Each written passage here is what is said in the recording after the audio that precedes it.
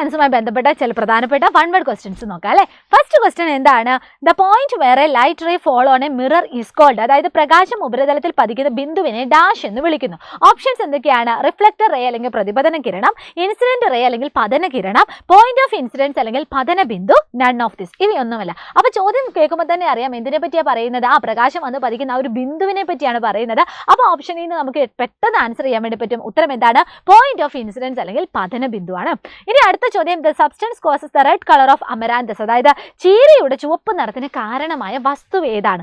Options എന്തൊക്കെയാണ്? Carotene തന്നിട്ടുണ്ട്, അതുപോലെ തന്നെ സാന്തോഫിൽ തന്നിട്ടുണ്ട്, ആന്തോസയാനും തന്നിട്ടുണ്ട്, അതുപോലെ തന്നെ ക്ലോറോഫിൽ തന്നിട്ടുണ്ട്. മക്കൾ പഠിച്ചു വെക്കുക. ചുവപ്പ് നിറത്തിന് കാരണമായിട്ടുള്ള പിഗ്മെന്റ് എന്ന് പറഞ്ഞാൽ എന്താണ്? ആന്തോസയാനിനാണ്. ഇനി അടുത്ത ചോദ്യം, hydrogen is A common element found in dash. അതായത് ഹൈഡ്രജൻ പൊതു ഘടകമായിട്ട് ഉള്ളത് എവിടെയാണ്? ലവണങ്ങളിലാണോ, അല്ലെങ്കിൽ ബേസിലാണോ, അല്ലെങ്കിൽ ആസിഡ്സിലാണോ, അല്ലെങ്കിൽ സോയിലാണോ? ഉത്തരം എന്താണ് മക്കളെ? ആസിഡ്സ് ആണ്.